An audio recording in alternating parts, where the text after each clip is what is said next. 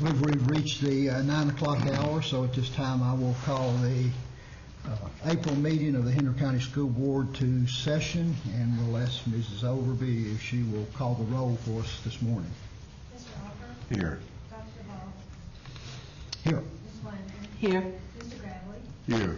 Mr. Martin? Dr. Stanbach? Here. And Mr. Zagan? Here. Thank you, Ms. Overby. This time I'll entertain a motion to approve this morning's agenda. So move. Second. We have a motion and a second. Those in favor of stated motion signify by raising your right hand.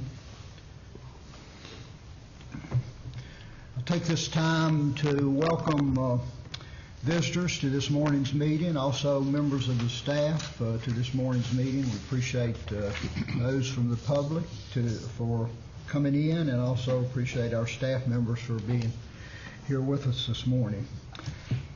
I will ask Reverend Alker if he will lead us in this morning's invocation. Following that, Mr. Zayer will do the Pledge of Allegiance. Let us pray. Our Father and our God, we thank you for this day that you have given to us, for the blessings that you shower upon us. May we, O Lord, be doing the work that is before us. Grant us wisdom, for we ask it in the name of Jesus. Amen. I pledge allegiance to the flag of the United States of America and to the republic for which it stands, one nation, under God, indivisible, with liberty and justice for all.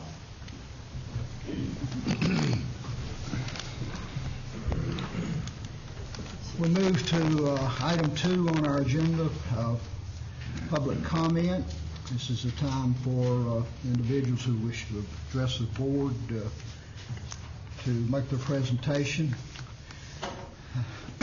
This means that we are here this morning to listen to you as members of the community, not to engage in a question and answer period or a debate.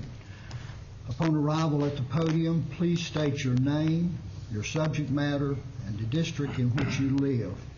By coming to the podium, you have agreed that you will exhibit respect for this board and its members, as well as the staff and students of the Henry County Public Schools. You will receive the same consideration from our board. You're asked to please keep your comments to 3 minutes. We have individuals who wish to address the board this morning.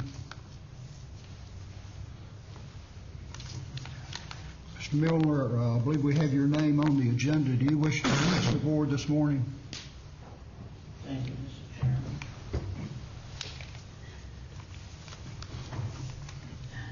Mr. Chairman, school board members, Dr. Cotton and the staff and patrons of the school, I come this morning to speak relative to our area students, the issue of gun violence, student protest, and school safety. Please know that I am an avid supporter and ruler and cheerleader for the schools. I don't want you to interpret what I am going to say as if maybe I have turned the corner. Dr. Cotton and the board might remember that when you wanted the additional funding for an officer in the school, I came and spoke up for that and felt that the Board of Supervisors certainly missed an opportunity to support the school and also to support safety. My concerns are threefold. One, the narrative that was in the bulletin and the narrative that comes from the administration and from what I have heard, they do not match. The full story, in my estimation, is not in the public domain. Secondly, my concern is our students, if you can depend on the narrative of the bulletin and the narrative oral, and I did have a communication from the superintendent, it is very interesting that our students are out of touch or do not profile the students all over this country, and particularly like we saw them in Washington and like we saw them in Florida. And as one administrator said to me, nobody expressed an interest to protest and to speak out and to march.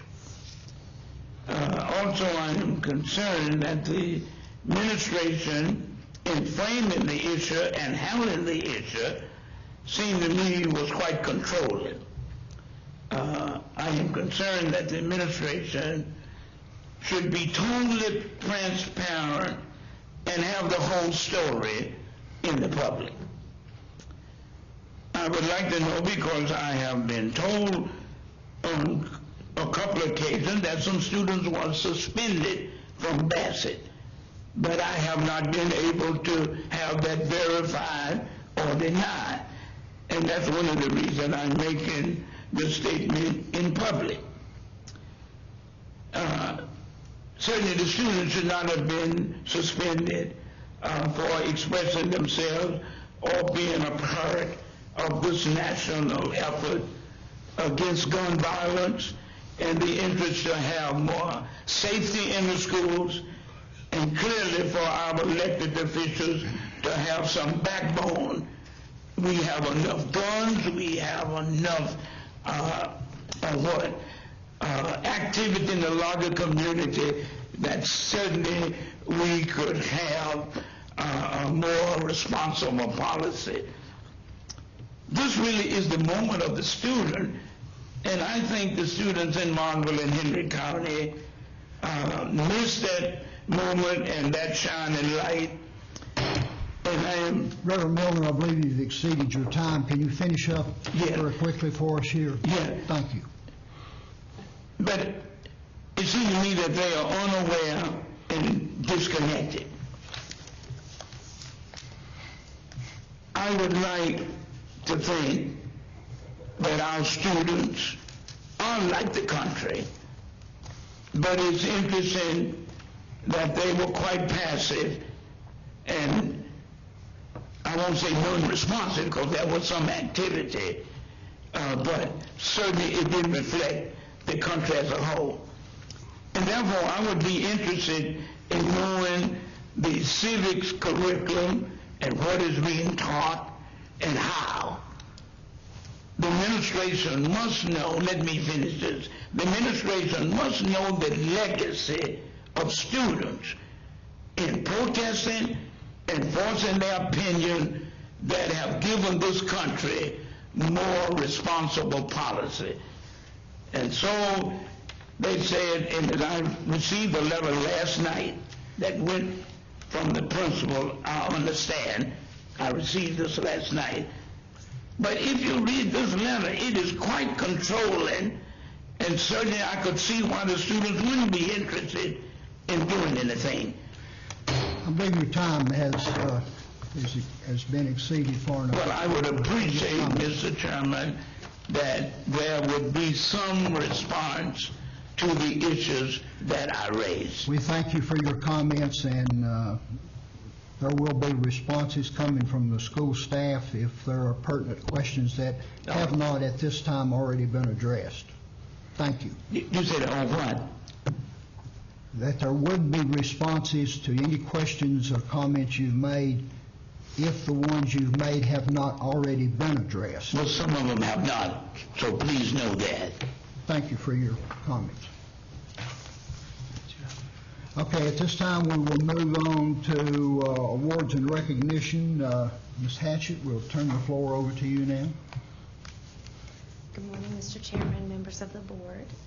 I'm excited to share with you this morning some lovely creations from the gentlemen in our maintenance department who we all know are wonderful craftsmen, and we want to recognize their work. Michael Martin and David Jones have spent some time in the last several months constructing furniture to be placed at Meadowview Elementary School And we feel that this furniture is especially special for that particular site because it was all created from trees that were taken down prior to the construction of the building.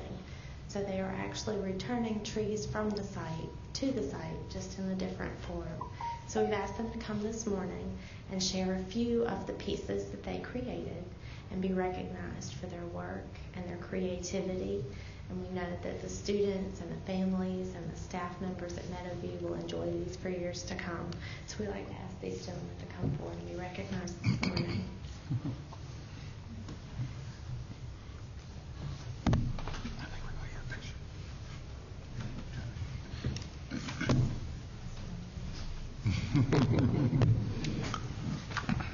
Dust it out.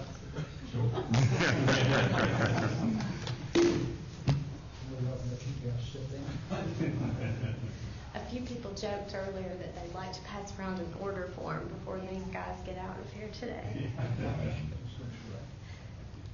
Can I ask you guys to stand to the sides of the bench so that I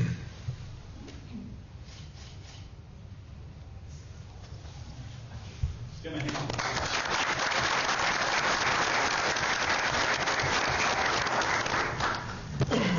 Additionally, as you know, each year the Virginia School Boards Association partners with us and offers us the opportunity to recognize statewide businesses who partner with our school division to support our students in a variety of ways. This year we are recognizing 3 local businesses, and I want to tell you about each of them a little and then share the resolution. And we have 2 of them represented here today to accept those resolutions. Joanne Fabric and Craft is a local business in our mall area, and they have worked for the last several years in partnership with John Red Smith Elementary and Collinsville Primary. That partnership will continue with Meadowview to provide extra items for our students. So oftentimes there are sale items left at the end of a season, and those have been donated from Joanne's to our schools so that our teachers have defrayed the cost of purchasing items in that way. The most recent donations that we received from them included things like gloves, which were very useful for students in the wintertime months, and clothing in addition to craft items. So we appreciate Joanne for that. We also have a local distributor, Radial, and they share items with us from Michael's as well as other craft items from other organizations that they distribute for. And we have been able to open our warehouse at social services to teachers and staff members to obtain free items for use with students. And it's not just a small amount of items. Pallets and pallets worth of items have been shared with our teachers. So between Joanne's and Radial, our teachers have saved thousands of dollars because of these very generous donations. So we're recognizing both of these groups for that today. Additionally, our representative from Boxley could not be with us today, but as you know, Boxley has been a longtime partner of the school division, and last year they worked very hard to help level the ground and set the foundation for the greenhouse that was placed at Sample Elementary School. So we are recognizing them on this year's honor roll for that hard work. So I'd like to share the resolution with you and then ask our representatives who are present today to come forward.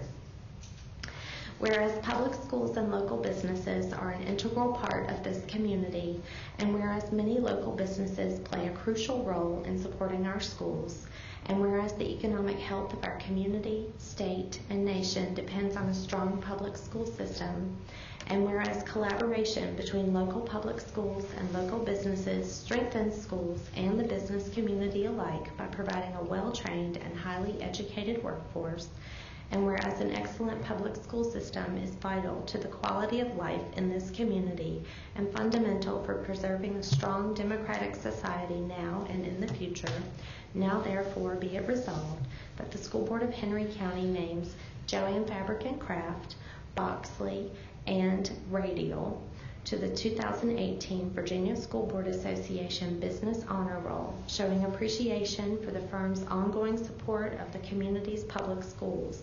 Your work has aided this community in focusing on the goal of providing the best public schools we can for every child who attends them. And this morning we have Wendy Morcom from Joanne and Cherie Anderson from Radial. So I'd like to ask them to come forward to receive a copy of the resolution and a certificate from VSBA.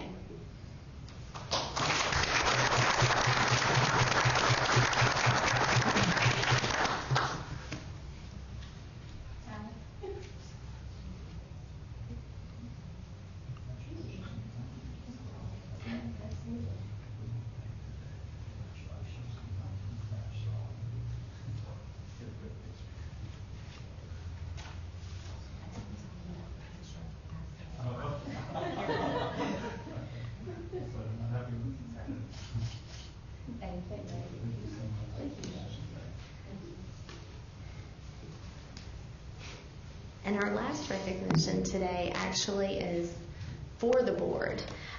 Phyllis Mead had the privilege of attending the Institute for Advanced Learning and Research's annual Southern Virginia STEM-H Summit, and Henry County Public Schools was awarded the Education and Industry Achievement Award for this year. So Phyllis is going to come forward and present the certificate and the trophy that was given to Henry County Public Schools to the chairman of the board.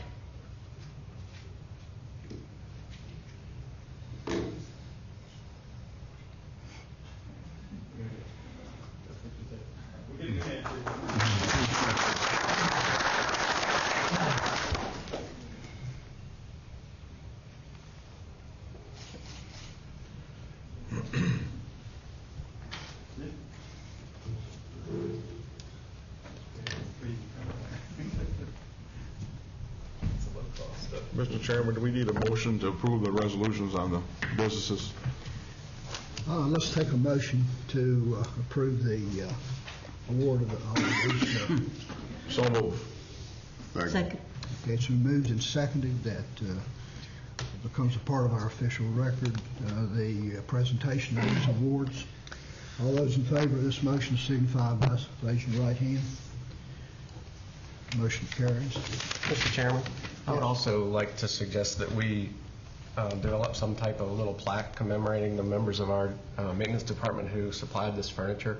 I don't think I can emphasize enough how much it means that you guys took the initiative to do something that shows pride in your department, pride in yourselves, and in our school systems, and I think it's great, and I'd love to see something that commemorates what they did. This is the kind of thing we want our students to leave with more than just an education, is pride and involvement in their activities that goes above and beyond. And so I'd like to entertain a motion that we place a plaque commemorating these guys with the furniture.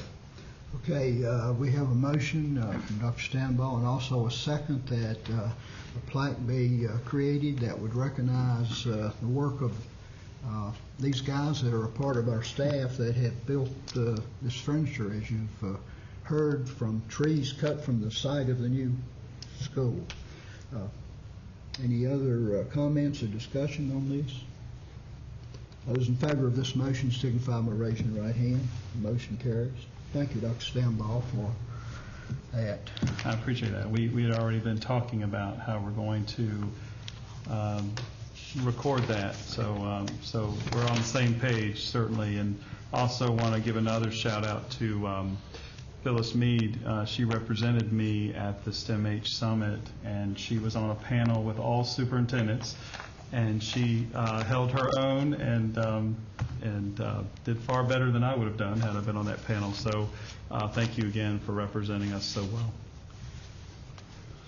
Okay, we'll move at this time to item 4 on our agenda. It's the information agenda for the morning, and the first item under that is STEM program in Henry County Schools. And Ms. Mead, you're in the limelight again. Chairman and members of the board, I wanted to give you a little bit of an update on where we are in STEM in Henry County, and I just wanted to make you think this morning. You know, if you've ever heard the story of a starfish and how someone goes out into the water and sees one starfish that's stranded on the beach and they want to throw that starfish back, we want to do that for our students. Not just one of them, but just all of them. So I want you to think about that today. I want you to look at these two numbers. What could they possibly have in common? Think on that for just a second. Those numbers represent our kindergarten students who will be graduating from college and entering the workforce. The 38% is the amount of jobs that will no longer be available for them, not because of foreign workforces, not because of anything that's being taken from them, but because they're just going to be gone. They're not going to be needed anymore. Automation, technology is taking place of all of those jobs. Computer science and STEM is a 21st century skill that enables kids to be creators, not just consumers of technology. Its emphasis on problem solving can be seen across all the disciplines. STEM education for our students will drive growth and innovation across all sectors of our workforce. I would like for you to view this next video. This is our why in Henry County.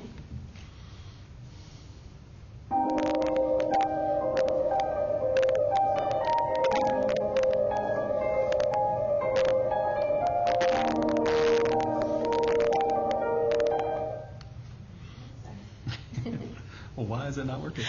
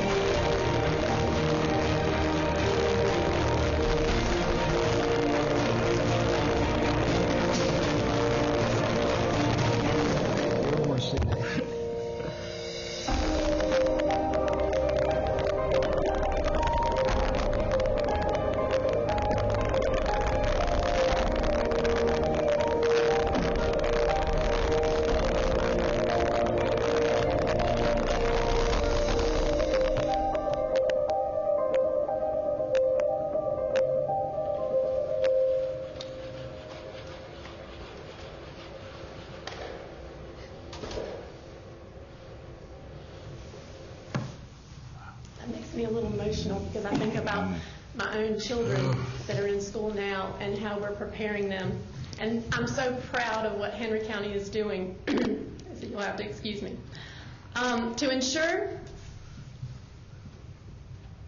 To to ensure the equity of STEM services offered to all of our students, the position of STEM coordinator was created. Thank you so much. This position, along with the media specialist, have been attending training and providing professional development in the classroom for the teachers, and along with that, STEM enrichment for the students. All students have the opportunity to explore STEM fields and curriculum while participating in the activities within their school library. Students are introduced to robotics, 3D printing, drones, engineering, problem solving, and various STEM experiments while they are visiting the library weekly. All students in kindergarten through 8th grade have the opportunity to explore STEM fields in an effort to expose students to the multitude of job opportunities that this type of study can provide. In October, girls from Henry County's middle school attended a coding experience where they learned how to code apps, and then they presented the apps to a group and they were judged, and it was very competitive.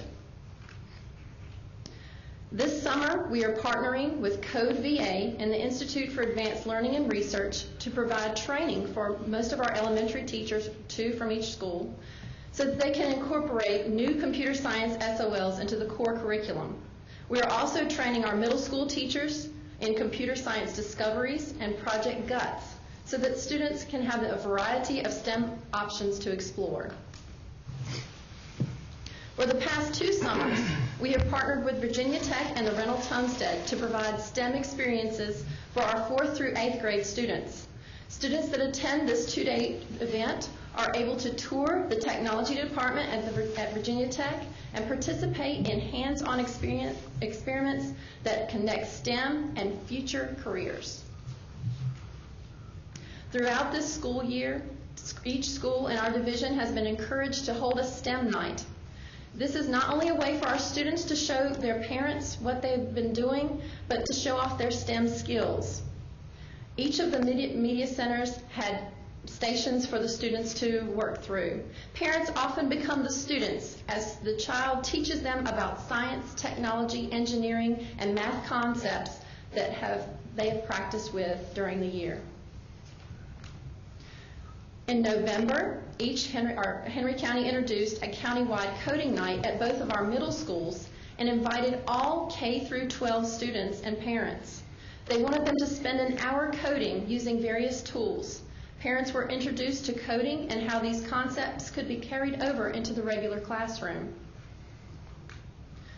Explore Camp is a 4-day summer camp for 4th through 8th graders that include daily STEM challenges, interactive lessons, and a time to express creativity. This year, we're actually going to have the Virginia State Police bomb robot, and we're going to have a field trip to the Blue Ridge Airport along with drone exercises. During Explore Camp, students also have an opportunity to talk with community members and find out exactly how STEM is at work in their careers.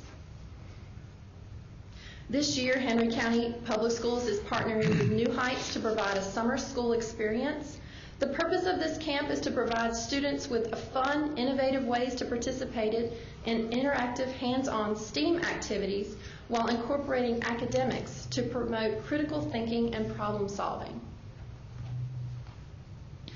As our high school students research how they can impact the future, Henry County has career exploration classes that explore STEM fields such as robotics, bioengineering, agriculture, and digital input. We are working on including new classes that incorporate technology as well. Students partner with PH and NCI while in high school to take advanced classes in cybersecurity and manufacturing. Our 2 high schools also have new tech programs that you're familiar with. While participating in these programs, students work in collaborative teams to solve complex problems that often encourage their success as responsible, global, conscious citizens. Idea Academy and Career Pathway classes offer students the chance to see how STEM is used in job fields which enrich our lives. The addition of the Career Academy offers an innovative learning site where students can learn industrial maintenance, veterinary science, small animal care, and cosmetology, all in a business-like setting. Board, our STEM is a way that Henry County is enriching the curriculum so that students can imagine, dream, believe, and achieve. Thank you. Thank you, Ms. Reed, for this presentation. Any comments or questions? Well, it was Red Shack, and McDonald's with nobody working there, one of my favorites. I didn't see a robotic superintendent. Did you, Dr. Cotton? I didn't see one. either, so I'm a little worried. Or attorney either. I saw the attorney on Oh, there. you did see the attorney? Yeah, he did too. That's why. Okay, well, it was Why you over shocking. here? It was shocking to me. It's funny you mention that, Mr. Sayer. I remember many years ago sitting in a class in economics in college when professor said that in the early 21st century, about 45 to 50% of the people who were coming of age at that time would have worked in a fast food restaurant in some capacity. So this is saying that these young people who are now working in fast food restaurants better start looking for something a little bit more sophisticated.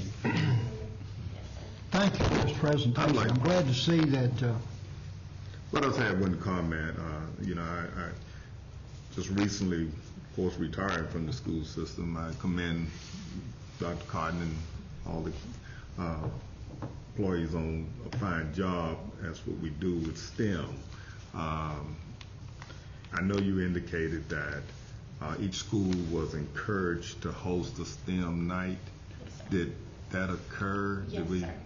And Okay. actually, all of the elementary schools did, and Mount Olivet's was our last, and that was this past Tuesday.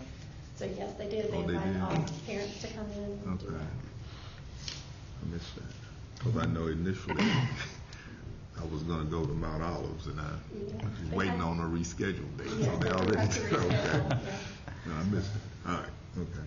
Mr. Chairman, it would seem like one of the challenges, based on what you showed us in terms of how quickly this technology is advancing, would be keeping up with it in terms of curriculum. And I guess I just wonder, are there national curriculums, or are we investigating curriculums that a bunch of what you've shown is exposure, especially in the younger grades, showing students what's out there and what's available.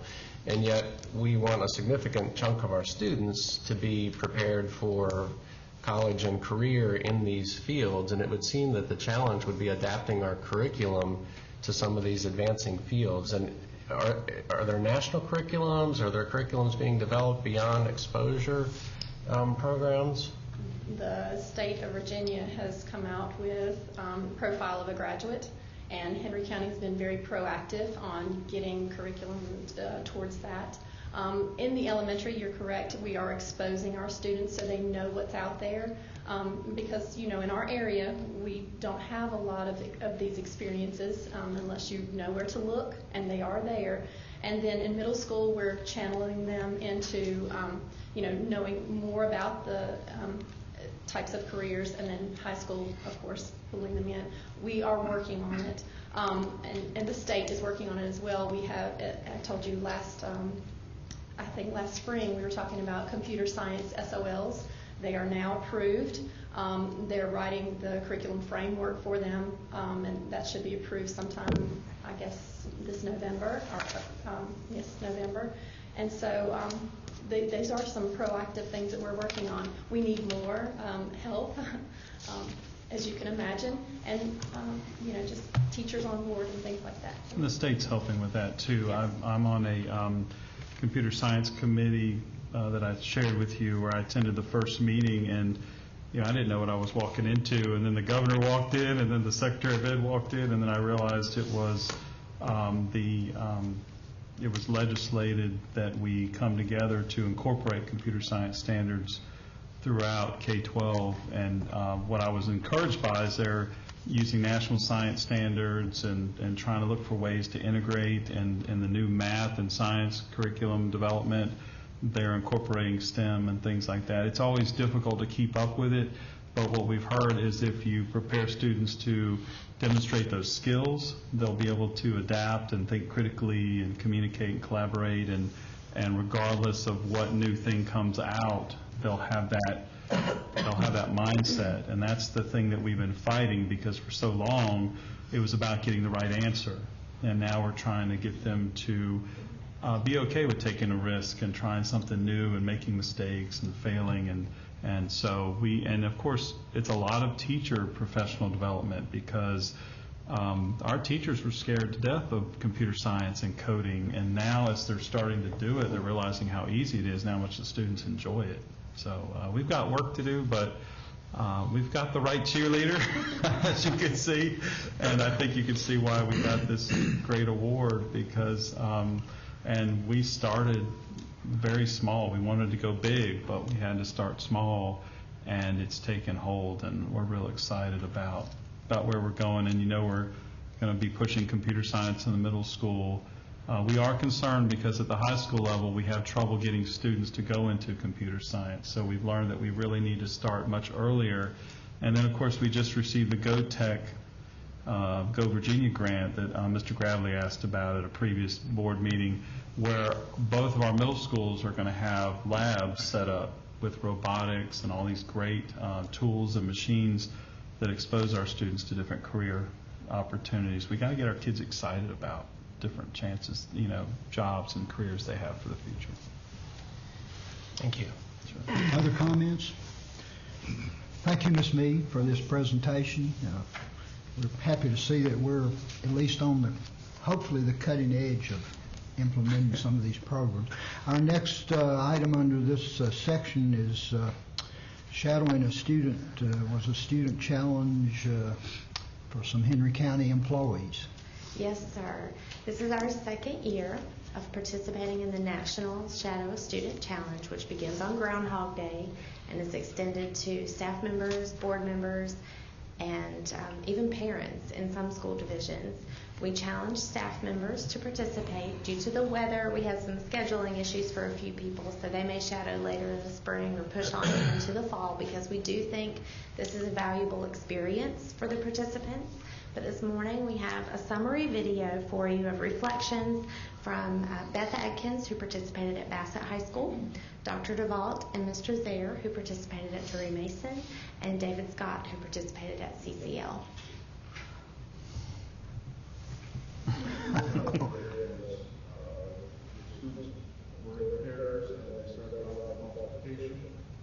And somewhere over the multiplication answers led them to history, U.S. history and the Articles of Confederation, and that led to learning a concept called adaptation in science, and they finished up the exercise by using synonyms in English. So the teachers explained to me that this is integrated learning, which is what more students need to be doing nowadays. And they're learning 4 subjects basically at one time. So I was very impressed with that.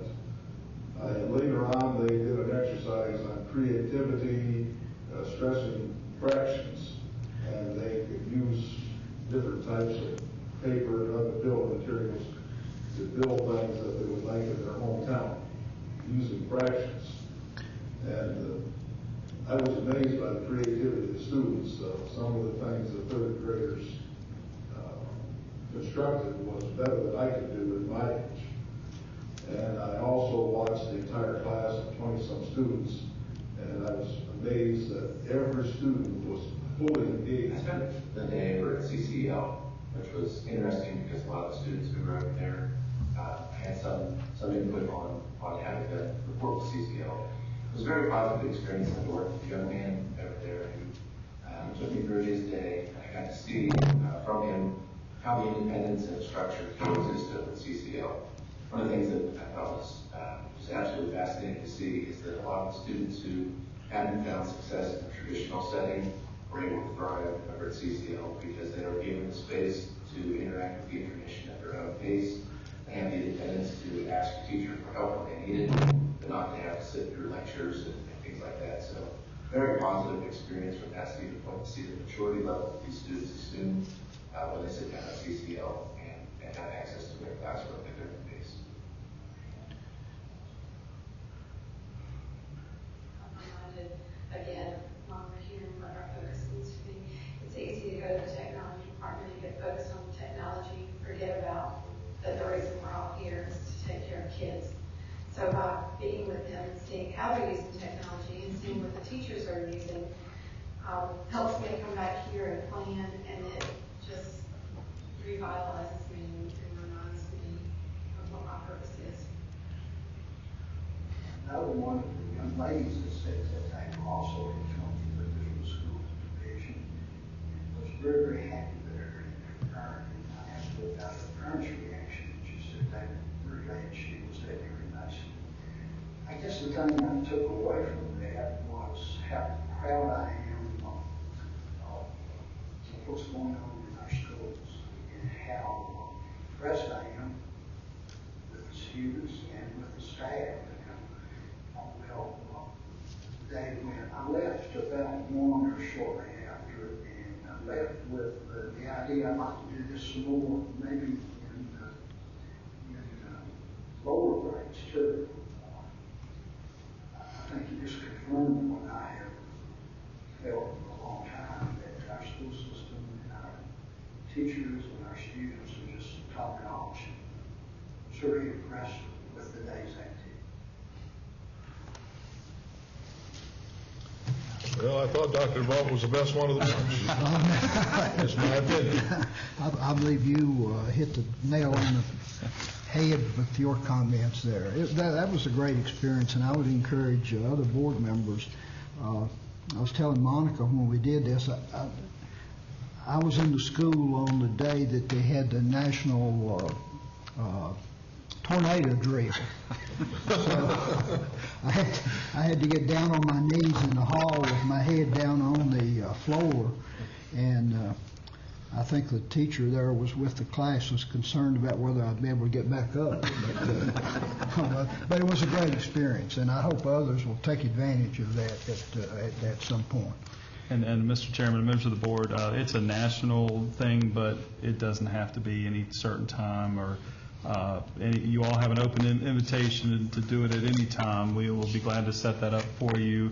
I know Mr. Milner and I participated last year as well as others, and I think it's just a powerful way to remind us why we do what we do, as you heard. And what's important is what we're going to do based on what we've learned from that experience. So I'm going to continue to encourage our leaders to participate, and I'm not worried about what time of year they do it, but I think it's a great experience for us, and we come away with a lot of good information once we participate. So if we have any takers, you let us know. We'd be glad to pair you up with a student, and the students are so excited about it, and I thought, why in the world do they want to hang out with me all day long? But I spent a day with a middle schooler, and now I see him in high school, and he's so excited to see me and talk about it, and it's a big deal for them. So just know that if you want to do it, they would love to accommodate you, and so would we. So thank you for that. We move to item C under this section, update on Meadowview Elementary School. Mr. Scott, we always look forward to seeing where we are here. You're going to say we're done, right? It's blank, so everything's done, right? Good morning, Mr. Chairman, members of the board. I just want to take an opportunity. I think you guys are, my understanding, going on a tour this evening of Meadowview, so I'm pretty excited about that for you. And I just wanted to kind of give you a few little items just as you're looking around, just to think about. We still, obviously, the contractor continues to work on the punch list items that's there, and I would imagine probably there through the rest of this month and maybe some of May. We've got some work that we're still trying to work on, some resolutions along the Figsboro Road and maybe a driveway or two there.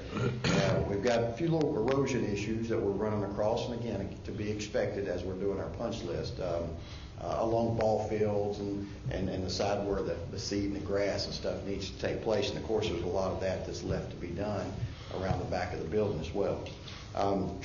And I just wanted to share those few little ideas with you. We've got some active panels being installed, I think, next weekend possibly. And as you go through there, and then hopefully in May, once we get done with our punch list items and we'll be able to share from our construction camera a short little video for you to look at to kind of wrap everything up for all the updates we've been giving you. Any questions at this point? Questions? And the tour today is at 4:30? Okay, 4:30, so. And that's with the Board of Supervisors, so hopefully many of you can make it to that. I did go by yesterday, and I see Monica is doing well today. I think she was working pretty hard, chasing those students around. All of the students went through the building yesterday, and it did my heart good to go out there and see their faces as they were walking in the gym and their jaws dropping, and it was pretty exciting. So they're very excited, and the students are doing the tours today, so that's going to be exciting to see. And Dr. Cotton, is there something Sunday, an open house or a community open house as well? Or? Yeah, sure. Talk about that. I felt it was really important for the students of Collinsville Primary and John Red to take ownership of the building. So we wanted to offer them the opportunity, once they had toured as students with their teachers, to bring their parents back. So at the end of every tour yesterday, we shared with them that they can keep the copy of the map we gave them, or we'll have additional ones available on Sunday, but they have the opportunity on Sunday to bring their parents and their siblings and show them around their new school, so that their parents get a chance to look, from 2 to 4. And it's going to be much less formal than today's tour that you would take, but you're certainly welcome to join them if you would like. The teachers were excited to also come back on Sunday and take a little more relaxed tour themselves on the finished building, but the kids are very excited to now show their parents the really great things that they saw in their school. I think we picked a Sunday because of all the spring events on Saturdays that we're trying to avoid. But also, one of the board members asked about a community open house, and we're going to look for some May dates maybe where we can, because I've heard from members of the community who just want to come and see the beautiful building. So we'll schedule some of those as well. Okay, we'll move on to item D, proposed revisions to school board policies and regulations. Ms. Landon. Good morning, Mr. Chairman and members of the board. We have a number of proposed policy revisions to present to you today. Proposed revisions do reflect efforts to bring existing policies into compliance with new or existing laws and regulations. Policies can be found in their entirety on board docs under the featured tab, Policies Under Consideration, but I'm going to provide you with a brief summary of the major changes. Policy CBD, Superintendent's Contract, Compensation and Benefits. For this policy, legal references are being updated to reflect amendment of the Virginia Freedom of Information Act, which specifies that contracts for all employees who make more than $10,000 per year are public information under FOIA.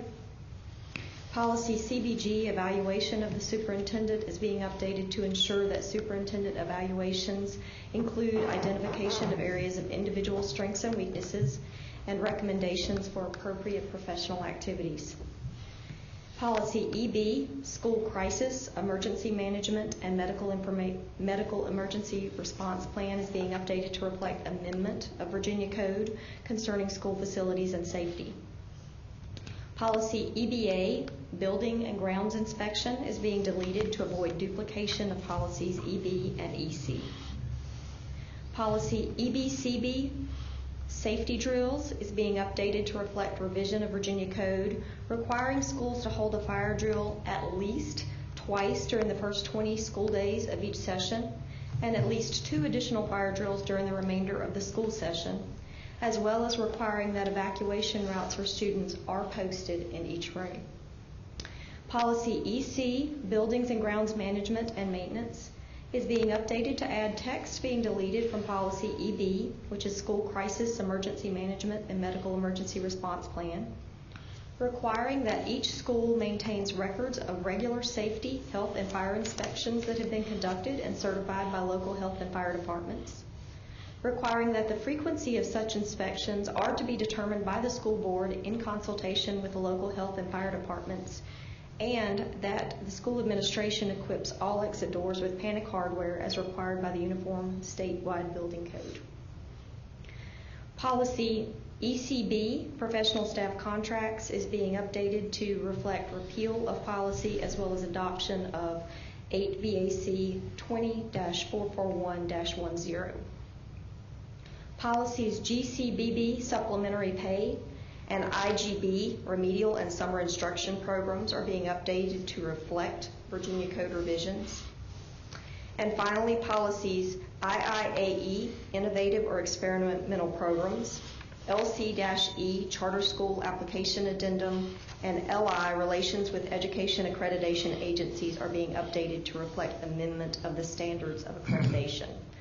All of the policy revisions have been verified for legality and provided by the Virginia School Boards Association, and they will be presented to the board for approval at the May school board meeting. Are there any questions regarding those policies? I think you mentioned it's important to understand all of these are to bring us in line with state regulations, and they require no action today, but they're not the most exciting things to read if you read through them. They're not the most exciting to listen to, I'm sorry. Or to listen to. But if you have a specific question about one of these as you scan it before the time comes to take actual action, have that question ready for Ms. Landon the next time. Is that okay? Sure. And Mr. Chairman, we do get these updates from the VSBA. That's part of what we pay in our annual service each year. And of course, we try to just give you an overview, and we also like to make sure that we bring any significant changes to your attention just to make sure that there aren't any questions later. But these are pretty much adjusted policies due to legal and state regs. Okay. I know you just mentioned questions for the next meeting, however. Can I throw one out there? Sure. And I don't know, maybe, I guess this maybe for Keith. I know with the fire drills, I read the policy that states, so we don't have to do one a month now after the first, or is that a division decision? Based on the changes that's been recommended, we'll change that based on what their recommendations. Oh, okay, all right. Okay, all right, okay, I'm good. I'm impressed being that you have read through all of this. Thank you, Ms. Landon. We'll move to Section 5, Consent Agenda. Everyone has received a copy of all of the items in this section. We can deal with each one individually if there's a question, or we can deal with the entire consent agenda as presented. Does anyone have anything specific they would like called out for discussion? Mr. Chairman, I just want to mention that the dental, Delta Dental, we included in here because we're not changing the group that we're working with, but I just wanted to point out that we are moving to self-insured with Delta Dental. We work with the county on that, and we'll save a service fee if we do that, and the time commitment would not be that much more than we're already doing. So we've jointly decided to go self-insured. So I just wanted to point that out. There's some savings for doing that. So that's why that's the only change. It's still the same group that we're working with.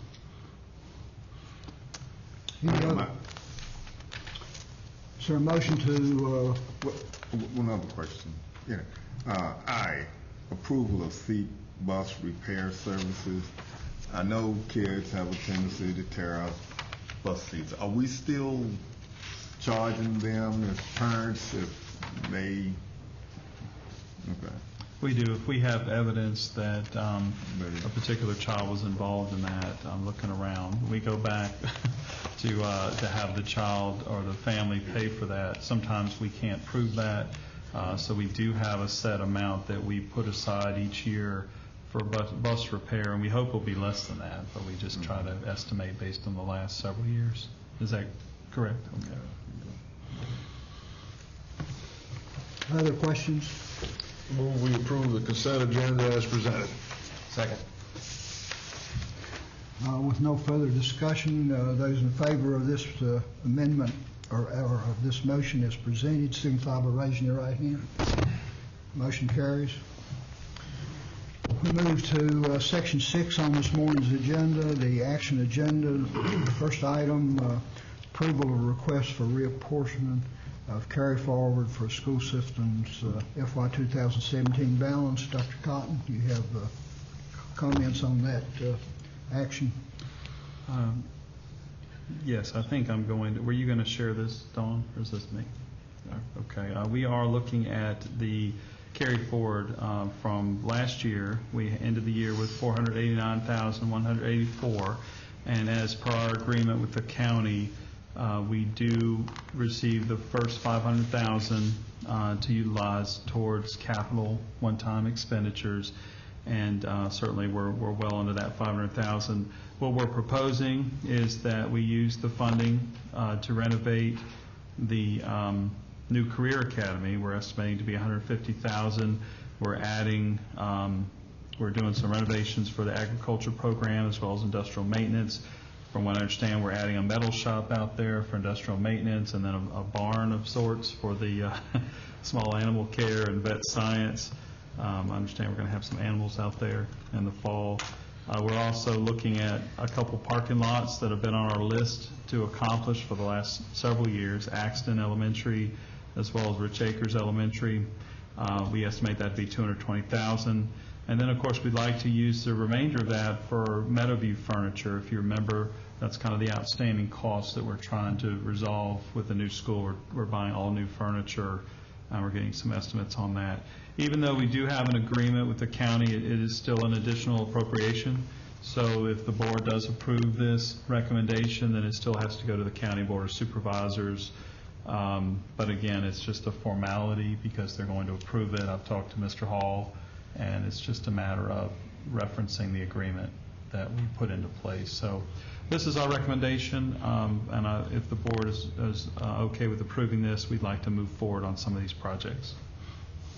Mr. Chairman, I move we approve the request for reappropriation of school system carry forward balance. Second. We have a motion and second for approval of this request. Any additional discussion? If not, those in support of this motion signify by raising your right hand. Motion carries. Item B under this section is approval of the FY18 categorical transfer appropriation request. Mr. Chairman, before Dawn gets started, you're going to see several items listed here where we're trying to prepare for year-end spending. And what you'll see throughout many of these items is depending on year-end funds. And of course, this first one that she's talking about is the categorical transfer, which we need to get approval from the Board of Supervisors, and that's just a part of our process to prepare for year-end spending. And you'll see several statements that say pending year-end funds. So we estimate what the cost will be, but of course whether we can do it or not will certainly be dependent on funds available. We anticipate that we'll be able to do these things, but you'll even notice when we get to the buses, we tend to estimate high just in case we have more funds available to where we can get additional buses. But with that, I'll let you do your part there. Well, as Dr. Cotton mentioned, each year about this time we review the status of revenues and expenditures to determine if funds are available to complete purchases placed on hold each year. We place these purchases on hold to ensure the school system has funds available in the event an emergency arises. Based on the review of various budget categories, a transfer from instruction and other federal programs to the transportation category would be beneficial in the fiscal year 2018 budget. These funds are needed to help with year-end purchases and ongoing budgetary needs. It's recommended that the school board approve the categorical transfer request of $400,000 and forward the transfer appropriation request to the Board of Supervisors. Questions on this item? Again, this is something that we traditionally do this time of year. Well, actually, maybe we're doing it a little bit earlier this year. We always try to do it earlier. I think we did around this time, start around last year. Sometimes we waited till June, which is really not smart. So we try to do it as early as possible. And you notice that we're trying to move to transportation to buy additional buses because you know that's something we've been working on quite a bit, as well as some other items that we've been discussing. Is there a motion, question? Yes. Let me preference this, or my questions, by stating I'm new to the board, so I'm learning some things, okay? We're all still learning. I say that because, all right, so we are talking about transferring money from instruction and grants to transportation. How does that affect, in years past, schools were given, and we're talking about year-end spending, X amount of dollars to spend to make purchases for in-house items. With moving money from instruction to transportation, would that affect the amount of money we give the schools to spend at the year end? And we still take that into account when we're looking at this. You know, we usually try to do the year-end supply list and take it out of the current year's money and save it instead of taking out the next year's money. When we have it, we're still leaving money to do that. From what we're transferring from instruction is due to attrition and some savings and salaries. And we're looking at that money, but we will still have money left to do those, to purchase supplies and other things ahead of time. Well, it's important to know is the reason we have extra money in instruction is because we're not filling certain positions, because we haven't found somebody to fill those positions, or in some cases we had to add an extra block, which is much less expensive than hiring a teacher, and we've had to hire some provisional teachers who are getting substitute pay versus actual pay. So those savings are not necessarily expected. You never know if you're going to have them or not, but we did put out word to our schools to purchase from the end of the year supply list, which what you're thinking of, in order to prepare for next year. So we still have money set aside for that. All right, so that's where those line items, teachers under that, that's where that money is coming from. Then. Okay. All right. Okay. Sorry. All right. Other questions? Is there a motion regarding this request? Oh, did we already have a motion? No. No. We don't. We approve the 400,000 category or thing and send it to the Board of Supervisors for their approval. Second. It's been moved and seconded. With no further discussion, those in support of this motion signify by raising your right hand. Motion carries. Move to item C, approval to purchase System 44 program upgrade. Ms. Milner? Yes. Good morning, Mr. Chairman and members of the board. I'm seeking approval to purchase an upgrade to the System 44 program. This is a reading intervention program for Henry County Public Schools. Pretty much this is the latest version of the System 44 foundational reading program. This really addresses our most challenging readers in grades 3 through 12. So I am asking for to purchase this upgrade that's needed. This will allow our students to actually use this program on their iPads. So this is significant for us. It is recommended that the board approve the purchase of the System 44 Next Generation Upgrade for a reading intervention program for all Henry County schools for the 2018-2019 school year. The fiscal impact is approximately $41,734.84.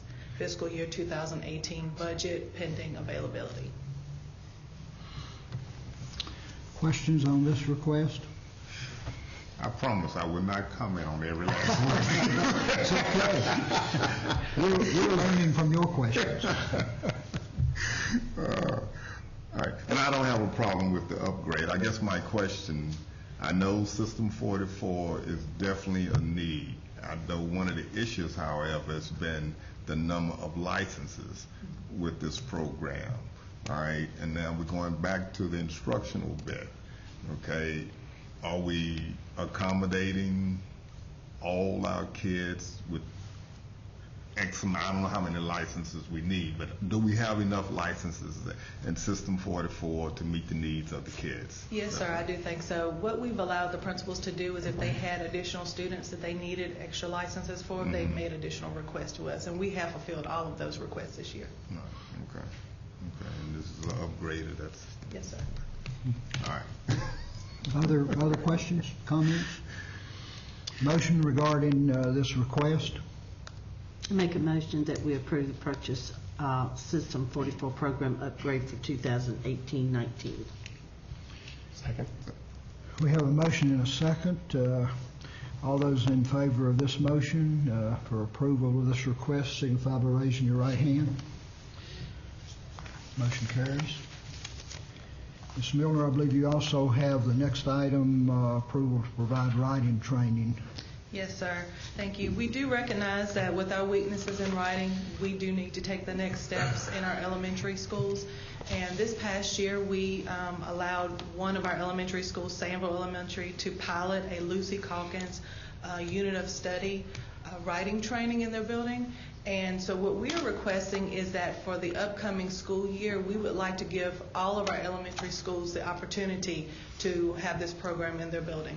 I do want to mention that these principals were given the opportunity to implement at what level they felt that was necessary. So I am asking for approval to provide writing training for all K-5 teachers on the implementation of the Lucy Calkins units of study for teaching writing in all elementary Title I schools. I would also mention that it is recommended that we approve the training from the company M. Alvaro on the implementation of the Lucy Calkins unit of study for teaching writing in the amount of $86,000 for all Title I elementary schools. M. Alvaro is the sole source for all materials and professional development workshops related to the M. Alvaro Writing Workshop approach. The fiscal impact is an estimated $86,000 from our Title I funds. I know that Dr. Cotton has mentioned in the past that writing has been an issue in our test scores. And you said one school piloted this program last year. Do we have any feedback, results of how that's gone? Very positive, and Mrs. Liz Motley, she's the principal there, she actually presented to the other principals to share the data, which it's a lot of formative data because, as you know, they don't take a formal writing SOL test in the elementary school. But she did provide that information to the principals and allowed them to make the decision. It was very, very positive. And Mr. Chairman, members of the board, that's the concern that we've had is they took away the writing test at 5th grade, and then writing, if we're not careful, it loses its importance because there's not an official test that the state, where the state assesses us, and we're seeing that in middle school, the level of writing is not where it needs to be, and again, that goes on to high school as well. What we have done is we've set the expectation that writing needs to be an integral part of the K-5 reading and language arts instruction. The way we handle this a little differently is we said you have the option to implement this, and we gave principals the opportunity to decide whether or not they wanted to implement. I think all of them want to at some level, but they worked with their teachers to decide where they'd like to start. It's not a mandate from central office that everyone's going to do this every grade level, because we've been doing a lot of that where we've been trying to implement a lot of things K-5, but we've really included our instructional coaches and our reading specialists and our principals in making these decisions, and we want people to check in early who really want to be involved, and then eventually I estimate that all teachers will be implementing at some point in the next 3 years or so, but we wanted to give them an opportunity to check in with this, or they have an opportunity to do something else with writing, but they do not have the option to not emphasize writing in the elementary school. So that's where we are. Do we have a motion regarding this request? So moved. Second. And just for clarification, all of our instructional coaches will be involved in this training, correct? Yes, sir. Because I would hope that they would be expert resources about this program going forward so that we don't have to always hire this out. Exactly. Okay. Yeah, and the units come with it, so this would be the only year that we would have to pay this, but it would be self-sustaining after that. And the instructional coaches have been such a benefit to us using Title I funds for that in each elementary school, so that's been huge. So they'll be very much involved. Thank you. Sure. Other comments? We do have a motion and a second on the floor. If there are no other comments or questions, those in support of this request signify by raising right hand. Motion carries. Next item, E, approval of the Carl Perkins Federal, State, Local Plan and Budget for Career and Technical Ed. And we have Mr. Rodriguez to make that presentation. Thank you. Good morning, Mr. Chairman, members of the board. I'm presenting to you the Carl B. Perkins grant for 2018-2019. The purpose of this grant is to continue sustaining the CTE programs in Henry County and the improvement of these programs, also to increase the academic achievement of CTE students, students enrolled in CTE programs, as well as improving the accountability, state and local. The connection of this grant to the Envision 2018 strategic plan of Henry County is Goal 1, high quality instruction, Goal 2, high quality professionals, and Goal 4, innovative and cutting edge technology. $164,075 is the total amount for this grant, and this is based on the previous year's allocation. The final allocation is expected to come soon, and this is 100% fund granted. Grant funded. The clusters or the programs that benefit from this grant are the agriculture program, business and information technology, career exploration, marketing, technology education, trade and industrial education, family and consumer sciences, and health and medical sciences. This $4,400 is allocated for the inclusion of special groups, special populations in Henry County. Those are the special education students, economically disadvantaged students, non-traditional students, and EL students, English learners. $112,500 is allocated for the replacement cycle. Every 5 years, we replace computers, old computers to new computers, and this time we have 2 sets of 25 for Laurel Park Middle School and 3 sets of 25 computers for Fieldale Collinsville Middle School. Every year we perform a needs assessment. We have conversations with teachers, and we send surveys for them to request items, and these are some of the items that they requested, with the amount of $10,950, Healthcare 21 software for the health and medical sciences, Business IT T21 software for business and information technology, and ICEB for the agriculture class in Magna Vista.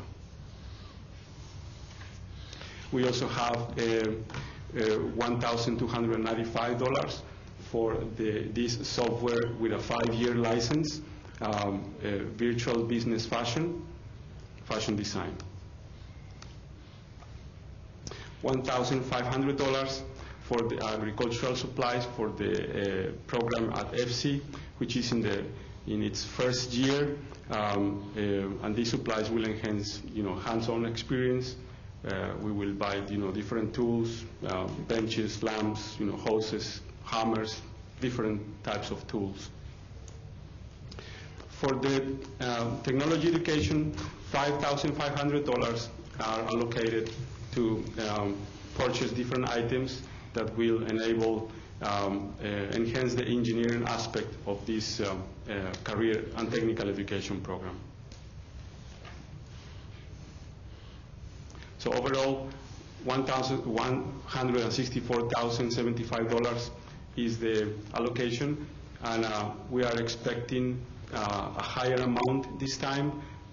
We will know soon. It is recommended that the board approves the 2018-2019 Perkins grant. Please let me know if you have questions. Questions or comments to Mr. Rodriguez?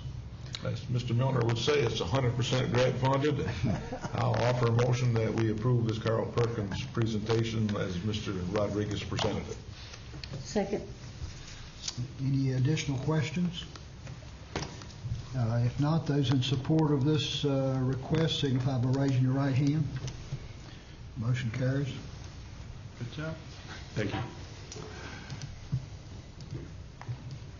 That was always Mr. Milner's favorite item on the agenda.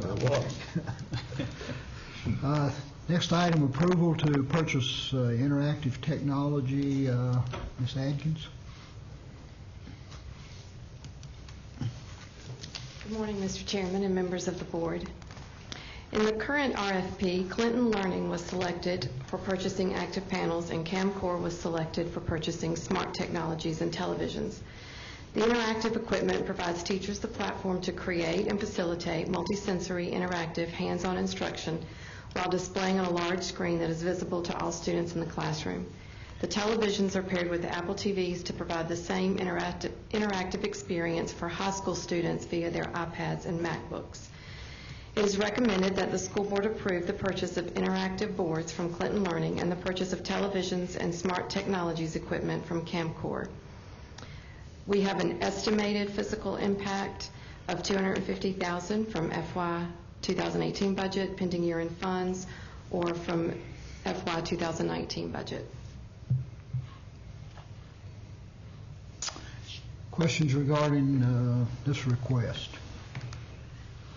Are these replacing our smart boards or working in When they conjunction? break, we use smart boards as long as we can, but as the smart boards are no longer working, we're replacing them with active panels because they don't have arms, so they have less parts, and we don't have to buy licenses. Smartboard charges us a license for every board, and active panel software is free, and they have assured me it will be free forever.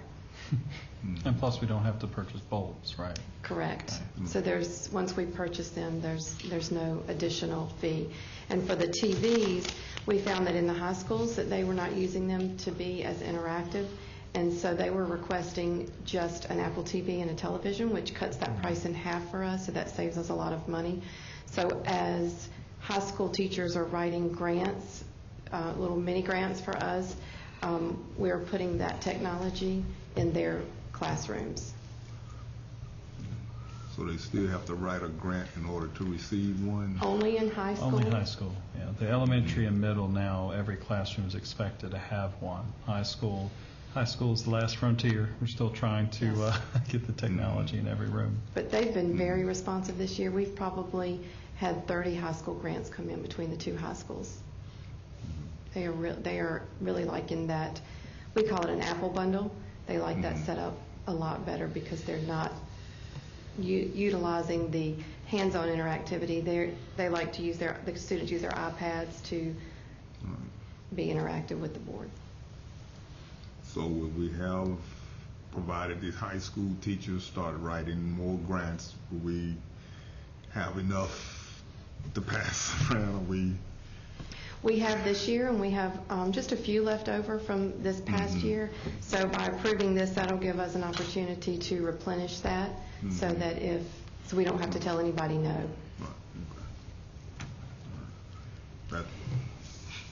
And there's different ways to look at it. In elementary, middle, we had them write grants, but now it's an expectation. If you're an elementary or middle school teacher, you're expected to have a smart board or whatever we call active panel. High school, we'll get to that point eventually. We want our principals to encourage because the flip side of that is if you just put it in there, you might find it's not being used. So we want it to be used, but eventually it's going to be an expectation. It's really interesting to see this technology in use. It was exciting for me to see that. I'm sure for Mr. Zaire to see that in the classrooms we were in. It's a huge change from the old blackboard and eraser and chalk dust. Other questions or comments? Is there a motion regarding this request? So moved, provided we have pending availability of year-end funds and the 2019 budget. Second. We have a motion and a second for this request. Those in support of this motion signify by raising your right hand. Thank you. Ms. Adkins, we'll move to item G, approval to purchase Apple devices and accessories. Currently, we utilize Apple products for student, teacher, and administrative devices.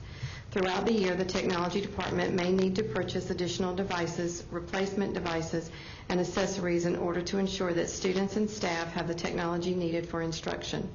In addition, high school teachers are offered an option to write a mini grant demonstrating how they will use an Apple TV to enhance the learning environment, which we just made reference to. It is recommended that the school board approve the purchase of Apple devices and accessories, a sole sourced purchase. The fiscal impact of an estimated $100,000 from fiscal year 2018 pending availability of year-end funds and/or fiscal year 2019 technology budget. Are these prices based on state contract or a pre-existing agreement with us and Apple? Pre-existing agreement. They give us an education discount so that we don't have to pay retail. And this is a sole sourced contract with them.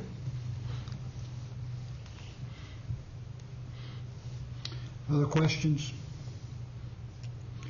If not, is there a motion to approve this request as presented? So moved. Second. It's been moved and seconded that this request be accepted as presented. Those in support signify by raising your right hand. We'll move to item H. Ms. Adkins again, approval to purchase Dell services, servers, and accessories. We're giving you a lot of money to spend here. Before she gets started on this, Mr. Chairman and members of the board, I just wanted to point out that, you know, for the last several years, we've been trying to move all of our devices to a lease so that they can be on a 4-year replacement cycle. But as we are approaching, you know, with our new budget approval, we're actually going to have devices 1-to-1 K through 10. So we're really getting to K through 12. And as we get closer to K through 12, we're really taking a look at whether or not we want to continue to do these leases or if we want to rework the math and look at, here's a set amount. In this case, it's $733,000. Maybe that's our amount each year that we pull from to purchase devices outright, and then that way we own them for 4 years. And so we're really looking at the benefits of moving toward that, because the leases are great because they let you get more devices at a lower cost in the hands of students, and it has a nice replacement cycle on there. But the downfall of that is, what if you have a year where you can't pay your lease payment? Then they're going to take the devices, you know, from us and from the students. Or what if we have and the other part to that is there is like an interest fee that you pay for a lease.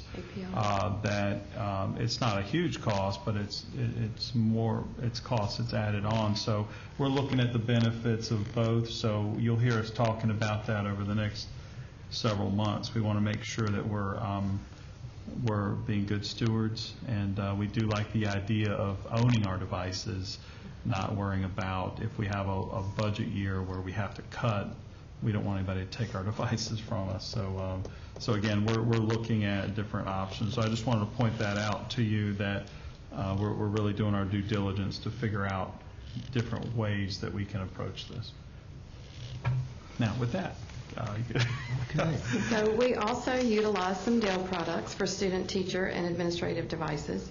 And we also may need to purchase additional devices, replacement servers. A lot of our servers in the buildings are Dell, and we may need to purchase accessories in order to ensure that all staff and students have the technology needed for instruction.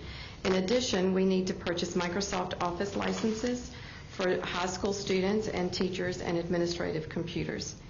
It is recommended that the school board approve the purchase of Dell devices, servers, Microsoft Office licenses, and accessories. And as you can see on the fiscal impact, I've tried to break it down so you could see how each estimated amount will be spent.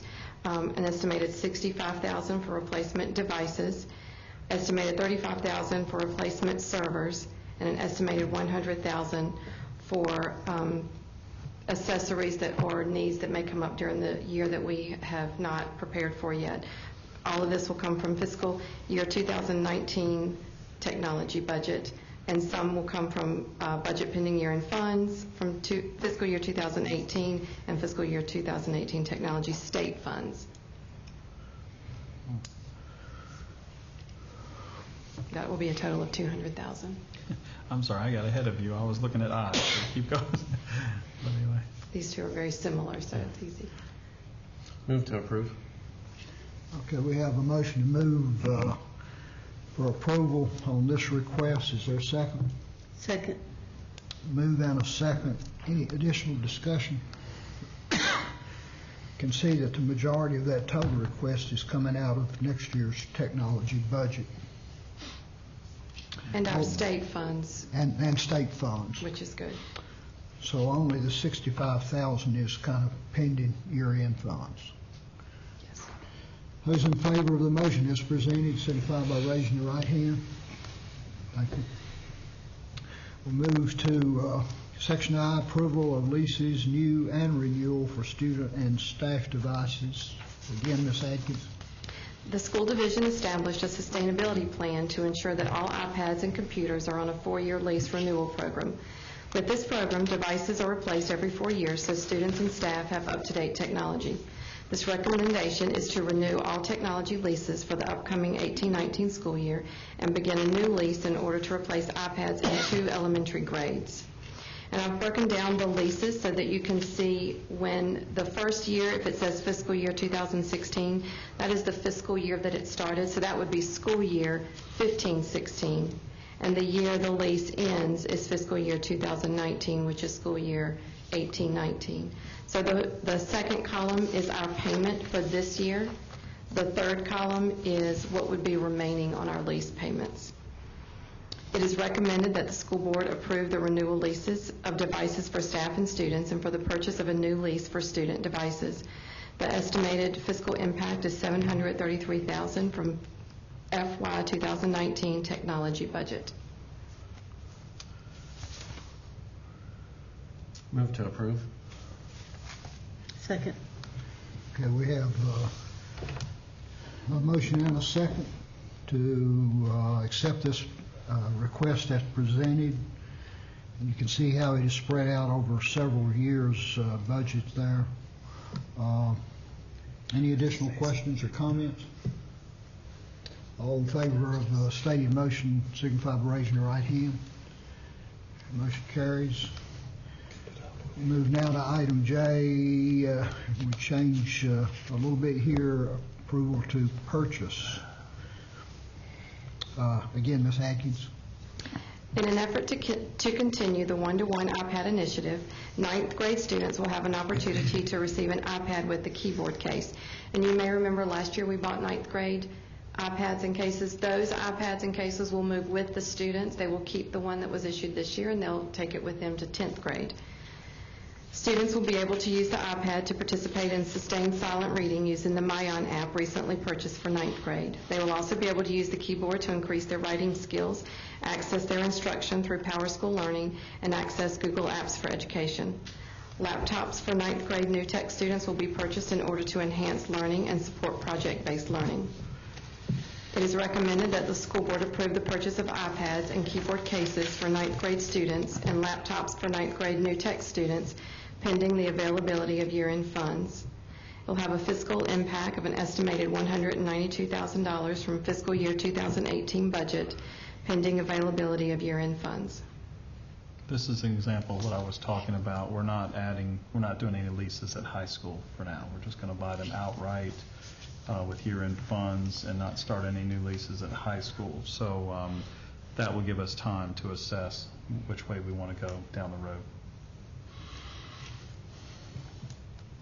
Questions, comments here? So we will have devices now K through 10 next year. That's great. It's exciting.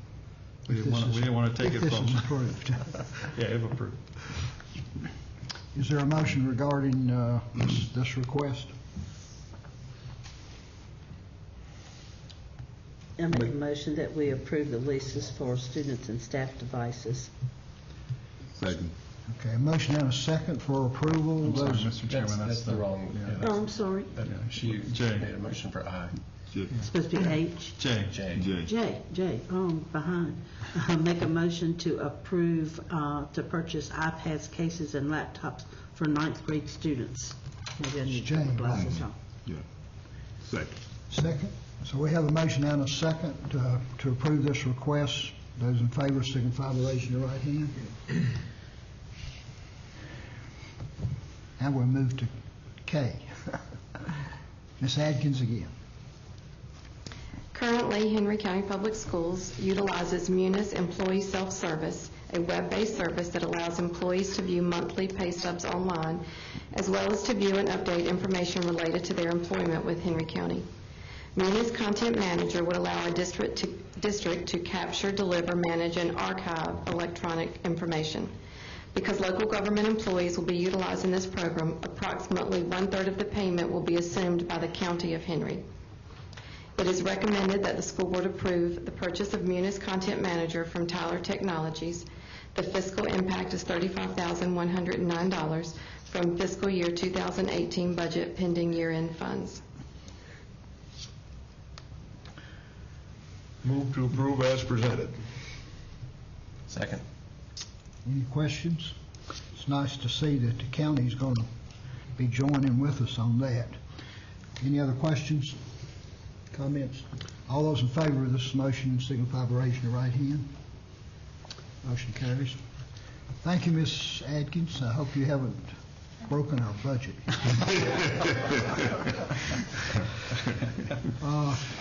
We move to item L, approval to award a contract to purchase furniture for Meadowview Elementary and other school facilities as needed.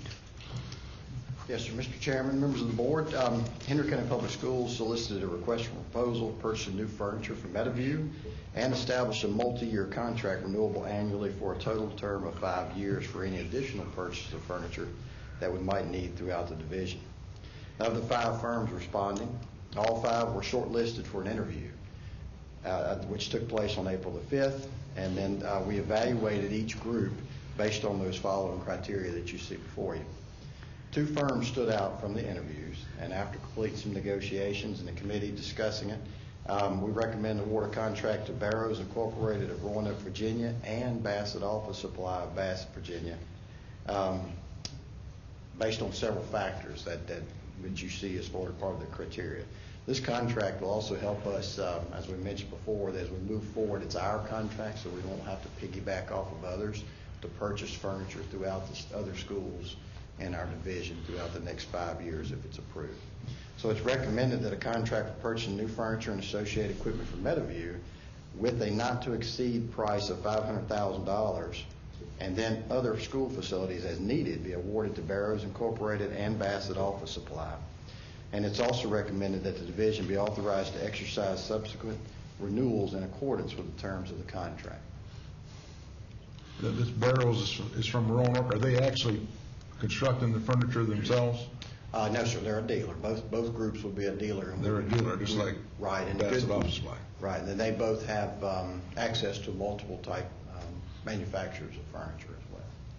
And we've purchased Barrows furniture in the past, our steel case through Barrows in the past, and we've also used Bassett Office Supply as well. Now, with 5 companies bidding, were the bids highly competitive? Well, we didn't look at pricing. As you can see here, we looked at this particular criteria, and we did it as an RFP because they were providing services with us. Right. So since we didn't have a list of furniture that we know we need, 300 chairs and 300 desks, this allows us to be a little more flexible of what we choose. So we just looked at what kind of discount they would offer us, how much experience they have, are they located, can they get it here on time, and that type of thing. So both of them have offered some nice discounts to us, and each firm had their own spin on it, of course, but these 2 stood out between all 5.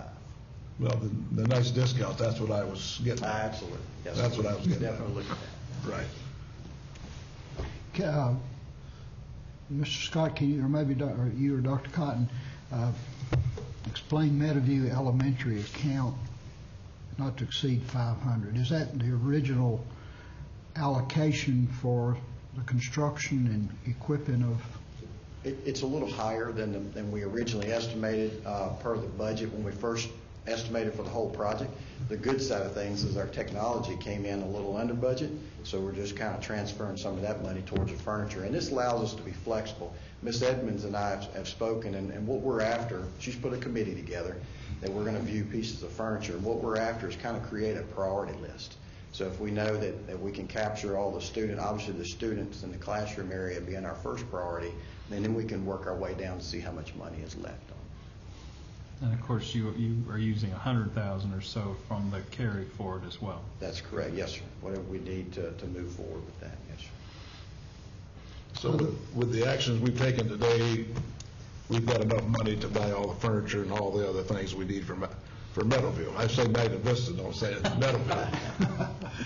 At this point, yes, sir, I believe we're in good shape with the budget paying for the contractor and for barring any emergencies that pop up over the next month or so. I feel like we're in pretty decent shape. We've been waiting on the furniture because we didn't want it to collect dust, and so we're gonna. When do we anticipate having furniture in there? May, probably. Right. What we heard from all the firms, actually, our goal is to be able to have a good list and a purchase order entered by first or second week of May, no later, and that way it could start arriving by first or second week of July.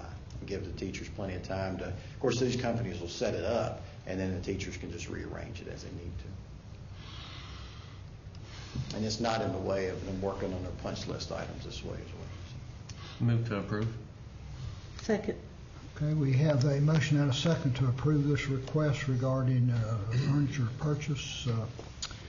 With no additional discussion, those in favor of the stated motion signify by raising your right hand. Motion carries. Approval to award item M, approval to award a contract to purchase and install buildings for Career Academy at the, Figsboro site. Right, yes, sir. As we continue to provide equity in our career and technical classes, we'll be moving the industrial maintenance class and the agriculture class to the Career Academy, which is the current location for Center for Community Learning. So we're pretty excited about that. We did solicit bids for providing and installing a new barn and an industrial maintenance building. So this will be my first construction of a barn, so it'll be pretty exciting. Both of these for these classes, and so I think that's going to be pretty exciting. The teachers for both of these programs had a ton of input on what these buildings need to look like, so I'm excited about that. And then of the two firms responding, Max Kendall Lumber, which is located in the Axton area, of course, provided the lowest bid in the amount of $91,585. So it's recommended that we award the contract to Max Kendall Lumber in the amount of $91,585, and of course, this was pending approval of carry-forward funds, but all of that taking place. Well, I was absolutely amazed how much Max Kendall Lumber beat our competitors by. Yes. That's a good thing, and I move we approve this presentation as presented.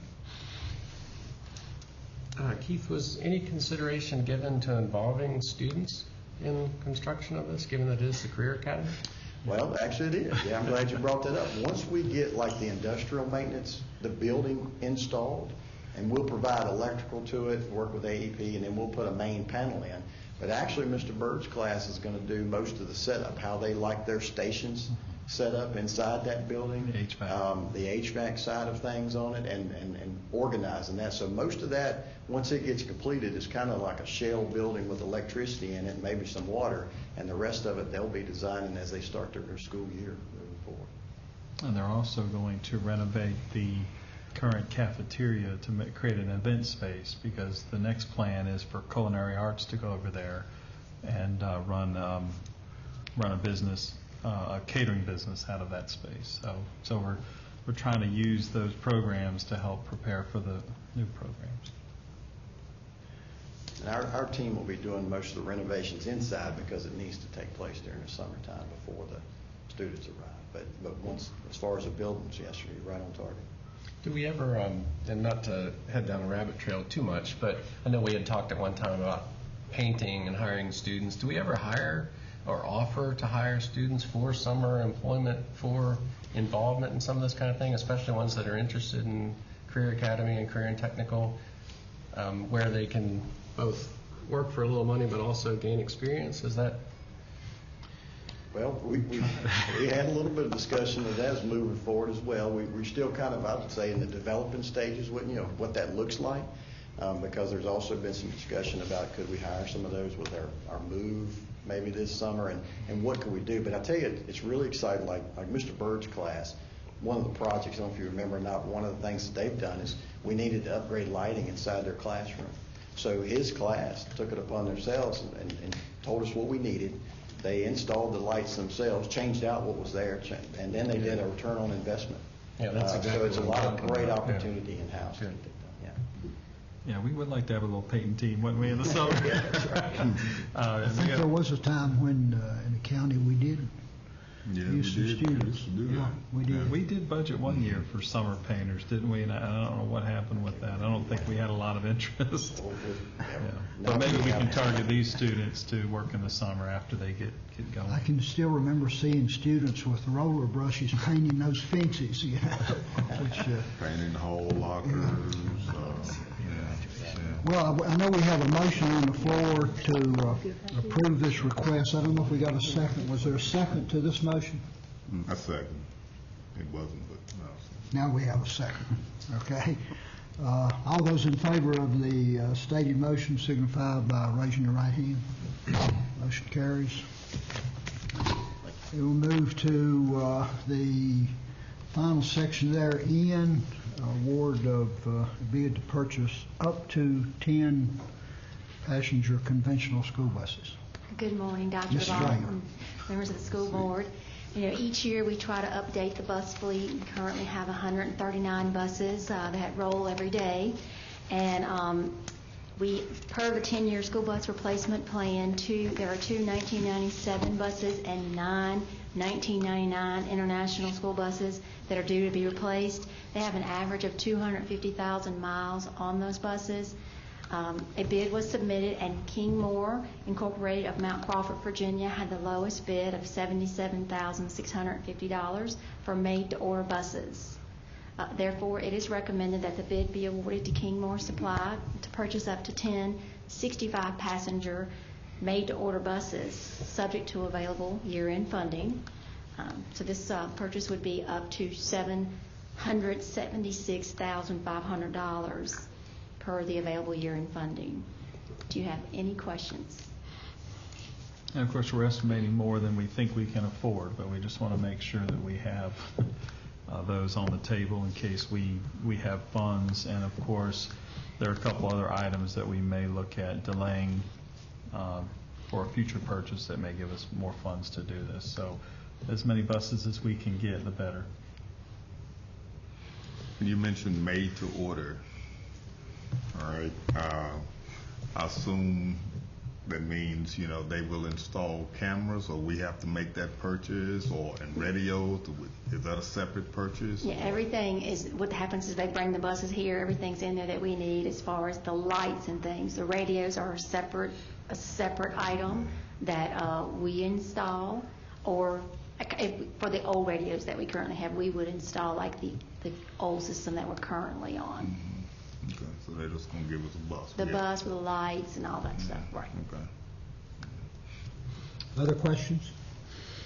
Is there a motion to approve this request pending availability of funds?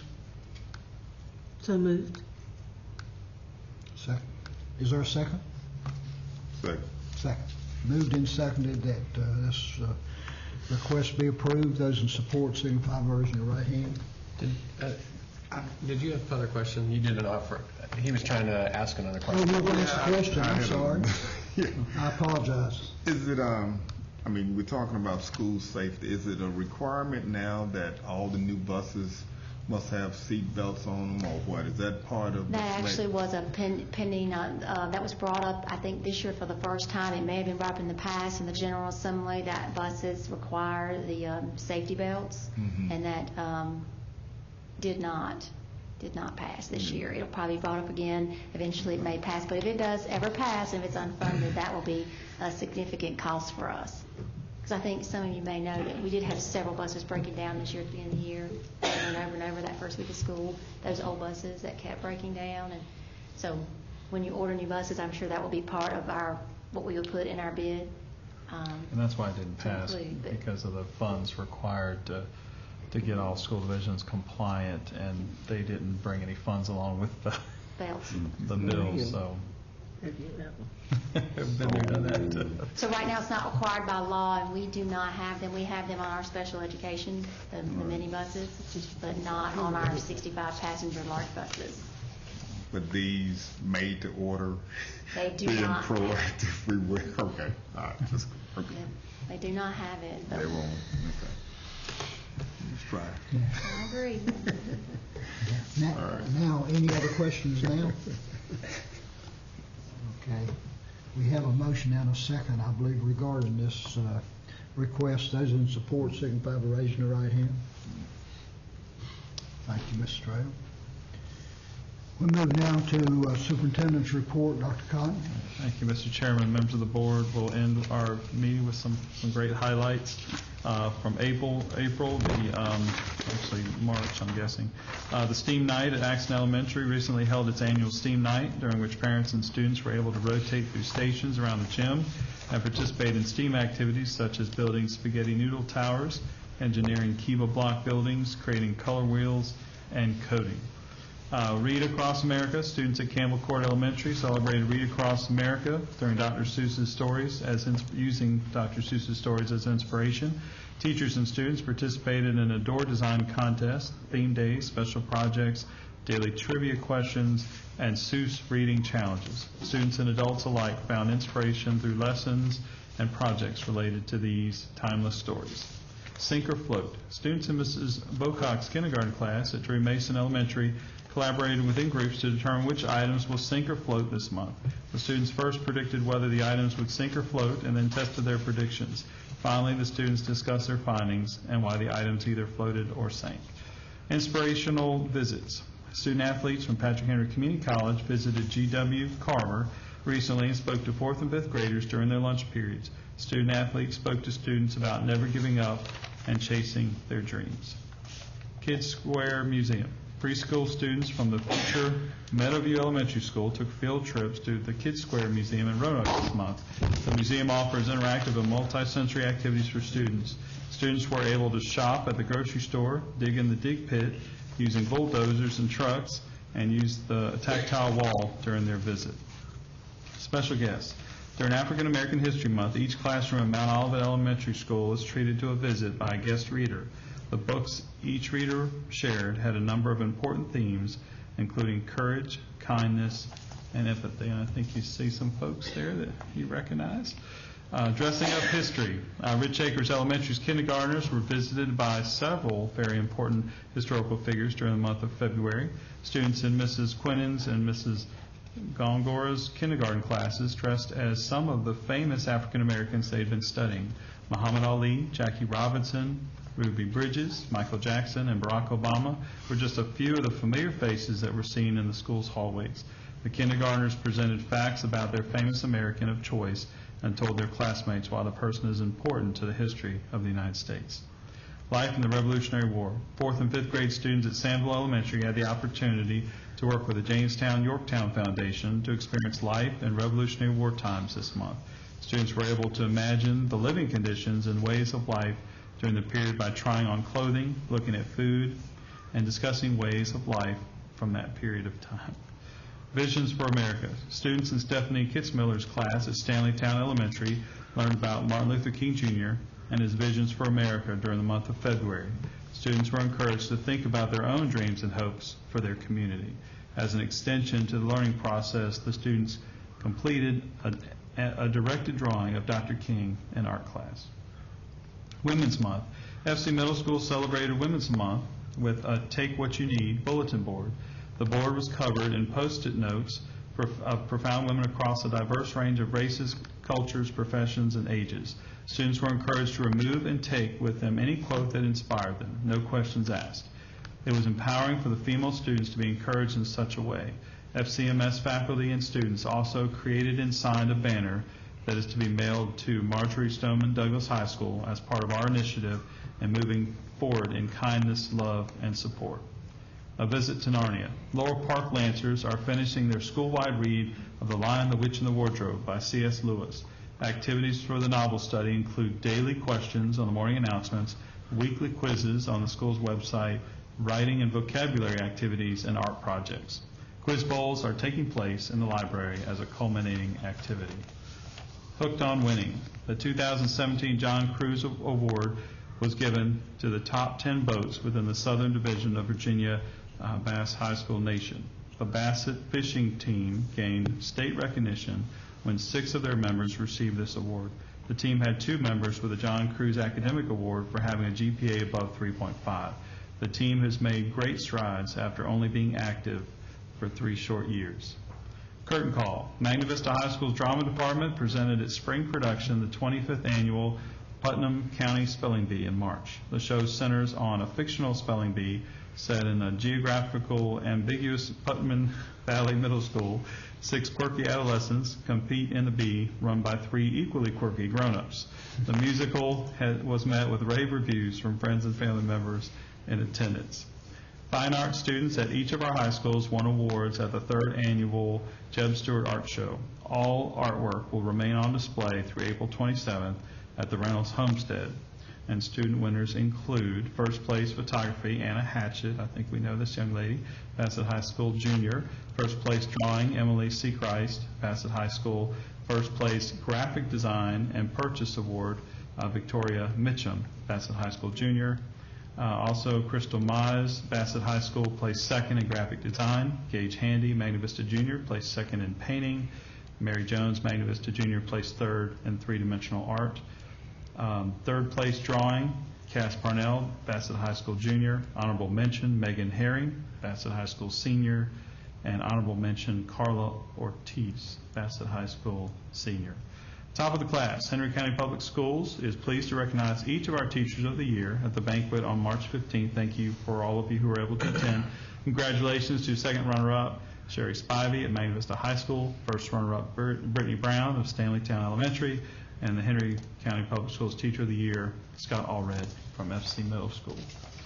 And congratulations to Dylan Ragsdale, Diane Ragsdale, from G.W. Carver, who won an Apple TV for use in her classroom.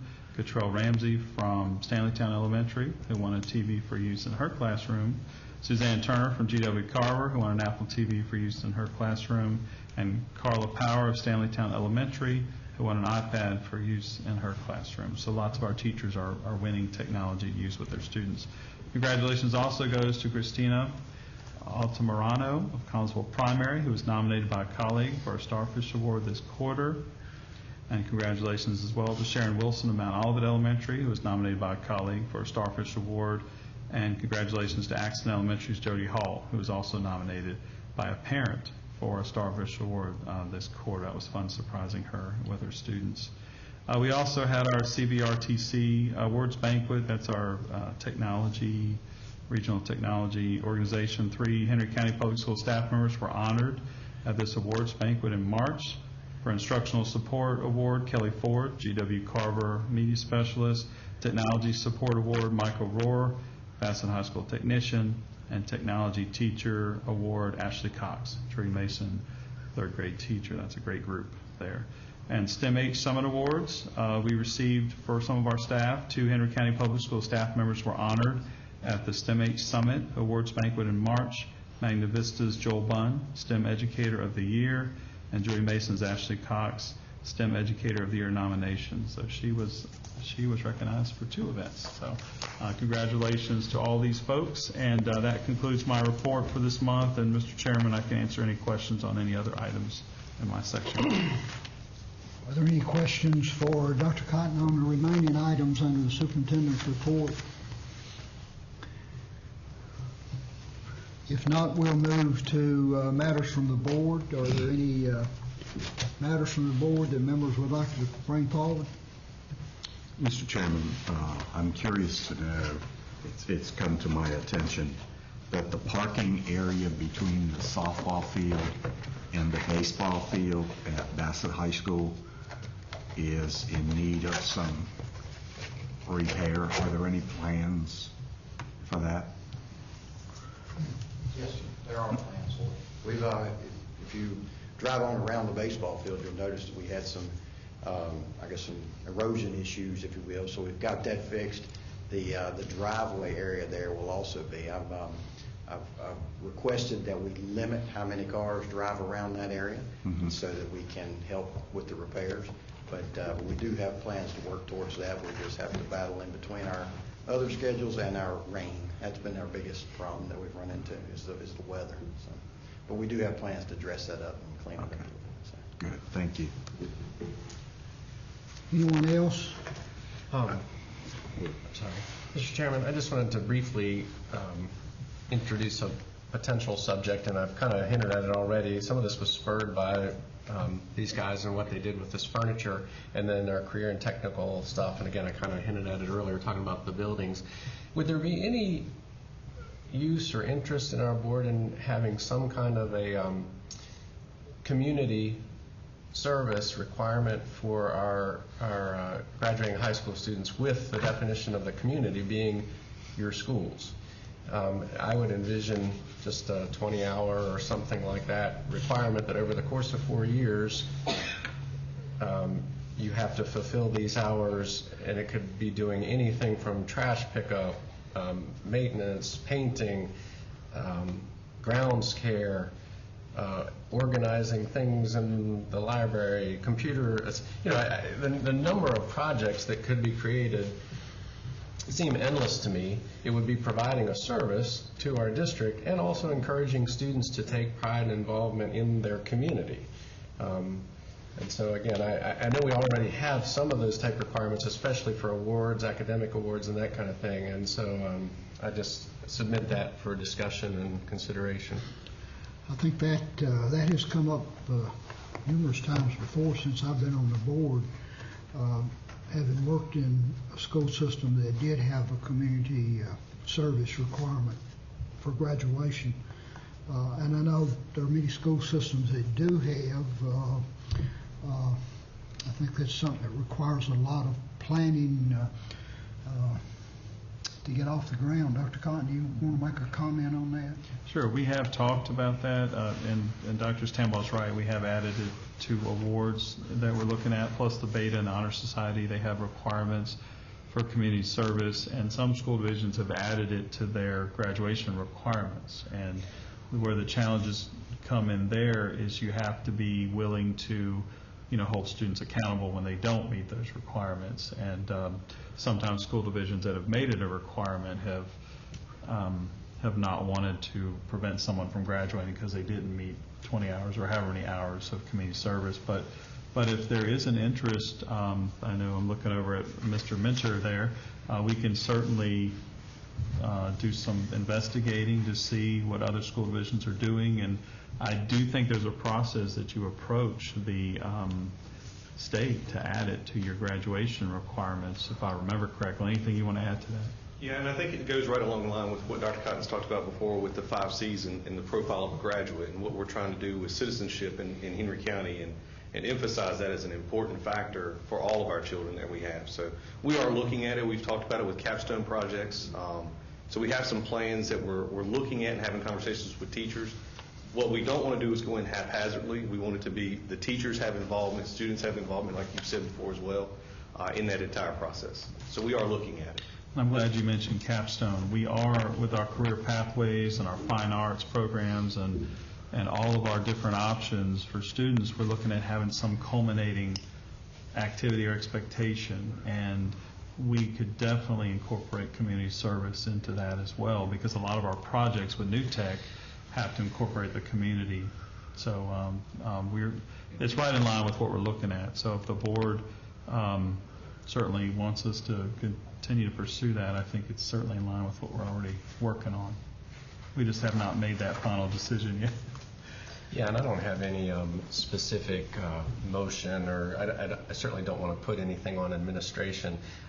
I just see it as something that's potentially valuable both for the division in terms of just getting some practical things done around our facilities, but also instilling in students kind of a mindset about what it means to be part of a community, and trying to involve them and get them to take pride in their schools and in their community. We agree totally, and we've talked about all of these different programs and having them provide services. And like, for example, with Jerry Bird's program, we've been looking at Habitat for Humanity. You know, and we laugh because we already have a house that we own that we need to fix. But we're looking at ways that they can help the community. I mean, so we're already having those conversations. We just haven't gotten to where we want all students to have that experience. So we're trying to figure out how to make that happen. And I would like to mention that I'm a part of the Spencer Ruitons. We have our annual stew all day, the third Saturday in September. And we need a group of kids that would, we would be glad to donate something to them for coming. I have a hard time getting that together for some reason every year. Maybe I just don't ask early enough, but they could come and drinks in a container, passing out food, taking stew to elderly's cars, you know, things like that would be a really good thing. And if you could get some of that together, a group, or tell me who to call, then I would love to do that. So that's a great service learning project for us to work on, and Yes. if you get me the information, we'll get it to the individuals who need that. And any other ideas that you have like that, we have a lot of organizations who require service hours in our community, and I'd love to get more opportunity for them. So we're partnering with Parks and Rec with a couple of things this year and some other organizations. Anything like that you have, please share. We actually hear that students have trouble getting their hours, and I'm not sure, I haven't unpacked that totally yet to figure out what's going on with that, but we do have students who say they can't get their hours. Yeah, so we'll keep working on that, but you're right in line with what we're working on. So I think we're on the same page on that. Thank you. Thank you. Any others? I just have an announcement that I wanted the board to be aware of. May 31st, I, along with Dr. Martin, we're going to host our first Irishwood community meeting. It's going to be at 7 o'clock at the Galilean House of Worship, so I just wanted the board to know of this, and you're more than welcome to come out. I think Dr. Cotton, I think he's going to be there. So. Yeah, I'm coming. We had to reschedule a couple of times. Yeah. Others? If not, I'll mention that this past week I've had the privilege of representing our board at the NSBA conference in San Antonio, Texas, and was privileged to receive an award for Henry County Public Schools from the Center of Digital Education. That's an organization that supports projects and programs and opportunities in public schools across the country, using the enhanced processes of digital education. There were 30 schools across the nation recognized at a special reception and awards presentation ceremony that was held on Saturday evening. Schools were divided into 3 different categories: small up to 5,000 students in a division. Mid-size was 5,000 to 15,000. Large school divisions were 15,000 up. There were 10 schools from across the country, or 10 school divisions from across the country, that were recognized for a special award, and Henry County Public Schools in Virginia was one of those 10. We were presented with this very nice plaque, Digital Schools District Survey, a check mark for outstanding use of digital education processes in our classrooms, awarded to Henry County Public Schools, Virginia, mid-sized student population district category. So I think that it shows that some of the things that Ms. Adkins advocates for, that we're actually putting to use and are impressing people around the nation for what our school division is doing. I thought it was interesting. Each of the school systems that was recognized, they read a little kind of synopsis of what was going on in the school division. And as I listened to those, my wife was with me at the time. As she leaned over and said, well, a lot of those things that they're doing, you've been doing, not me, but us, Henry County, have been doing for several years, which I thought was a very appropriate recognition and appreciation. So thanks to our county for what we're doing for our kids here and preparing them for a digital era, which is already here, I think. So thank you for representing us. And that conference next year, I understand, is going to be in Philadelphia next year. Right. So maybe more of you. I would encourage you to, as many people, if you've not been to one of these, this is only the second time that I've been in the years I've been on the board, but they're very valuable. It was, I guess, kind of maybe distressing, but maybe that's not the right term. So many of the individual sessions that were held were dealt with student and staff safety issues. I suspect that 20 years ago that would not have been the main topic, but it was the main topic of many of the issues. That, along with actually protecting digital information.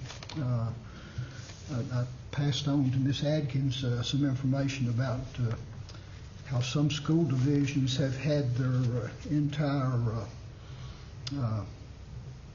information online confiscated and helped pending in some cases a huge amount of money to be able to release that, because it was what was the term for that? Bitcoins. Yeah, or ransomware. Ransomware. Yeah, they make you pay in Bitcoins. Make you pay to release your own information. Yeah. Okay, we move on to reminder of dates. There are lots of dates on there. I'm not going to go through all of those. You've seen them. Run up real quickly here. The tour at Meadowview, and also budget development meeting on the 16th. Our academic excellence award the 18th, and retirement on the 17th rather, for the excellence awards. I won't go through all of those, but please note them, because there are a lot of those that you may want to be a part of. Same thing for conferences that are coming up. I won't go through those, but if you have interest in attending one of those conferences, please be sure you check with Mrs. Overby to get proper reservations made. We move to item 10, closed sessions. So I will be taking a motion to go into closed session at this time regarding section 2.2-3711, Pren A, Pren 1, discussion of appointments and separation of personnel. Same section, Pren A, Pren 2, Code of Virginia, for discussion of student matters. And same section, Pren A, Pren 3, discussion of acquisition of real property for public purpose. Is there a motion to approve this action? So moved. Second. Moved and seconded. Those in favor signify by raising your right hand. We move upstairs for the closed session.